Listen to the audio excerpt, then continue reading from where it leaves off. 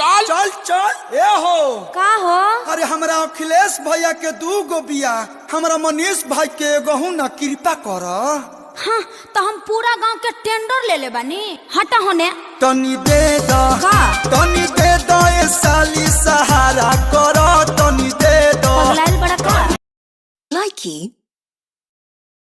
हम जितना लड़की पटेले मनी उतना गौवा में कौनो ना पटेले होई। तनी हमरो के बताओ। अब तू का पटई बजाय अपन सर्विसिंग करावा पहले मुंह के। लड़की काहे रोता रे बाबू?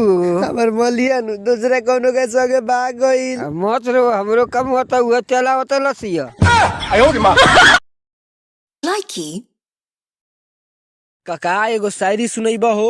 गली में घूमी ले तो लोग कहला आवारा हो। अरे बाबा, अरे गली में घूमी ले तो लोग कहला आवारा हो। तेरा मोगी ताकी ले तो लड़की